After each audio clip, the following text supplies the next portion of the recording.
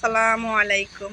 আলহামদুলিল্লাহ, আজকে তোমাদের সাথে শেয়ার করব বাংলাদেশ থেকে সৌদি আরবের আসার পথের সময়টুকু। বিমানে কিভাবে সময় কাটলো, কি করলাম। এই যে সব প্রসেসিং শেষ করে আমরা ওয়েটিং রুমে বসে আছি। ওই দেখো ছোট্ট একটা বিমান উড়াল দিচ্ছে আকাশপথে। দেখে অনেক ভয়ও লাগতেছে, আবার শান্তিও লাগতেছে। এগুলা সরাসরি দেখতেছি, বড় বড় বিমানগুলা। আমাদের বিমানটা সামনেই ছিল। Good bye Bangladesh.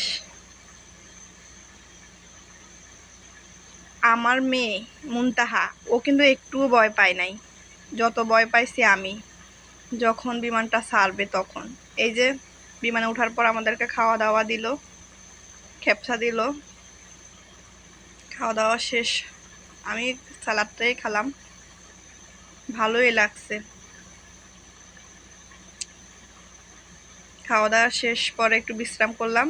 তারপর দেখি আকাশের মেলা, মেঘেদের রাজ্যে সরাসরি এগুলা কাছ থেকে যখন দেখতেছি, আলহামদুলিল্লাহ ফিল করতেছি। আর আল্লাহর কাছে শুক্রিয়া জানাইতেছি যে আল্লাহ, আলহামদুলিল্লাহ, তুমি আমাকে সৌদি আরব যাওয়ার সুযোগ করে দিছ।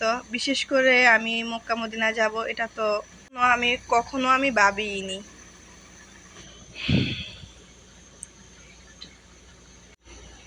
মাঝে মধ্যে আকাশটা একদম মেঘেদের সাথে মিলে যায়, আবার মেঘ সরে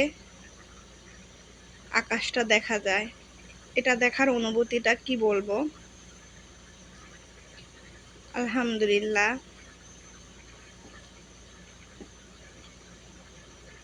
সময় যাচ্ছে না, কখন যে সময় যাবে।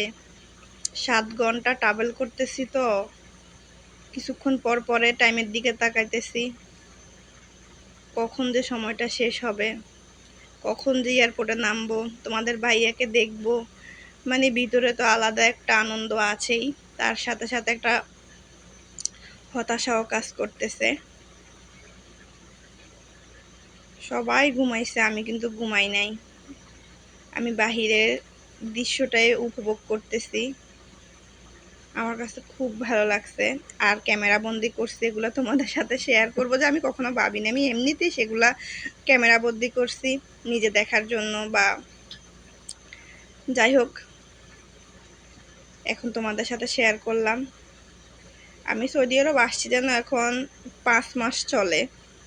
এখন ভিডিওটা আমার সারা, বড্ড দেরি করে ফেলছি, তাও সমস্যা নাই। যাক, অবশেষে আস্তে আস্তে সময় ঘনিয়ে এলো। এয়ারপোর্টে নামলাম আমরা। তারপর তোমাদের ভাই আমাদের জন্য গাড়ি নিয়ে আসছে। এই যে দেখো, গাড়িতে উঠলাম। ওই ভিডিওগুলো করা হয় নাই, কারণ আমি এগুলো ছাড়বো এরকম কোনো চিন্তা করি। তোমাদের ভাইয়ার সামনে বসাত, আমরা পিছনে। উনি ফায়ার সার্ভিস অফিসে চাকরি করে, ওই যে তাদের অফিসার, ওনাকে নিয়ে আসছে। মেয়ে তো খুব খুশি বাবার সাথে দেখা হয়ে। পথে যাওয়ার সময় মনে হলো এই পথ যদি না শেষ হয় তবে কেমন হতো। বাসায় এসে দেখি আমাদের রুম তোমাদের ভাইয়া সাজিয়ে গুজিয়ে রাখছে। মেয়ের জন্য আলাদা রুম,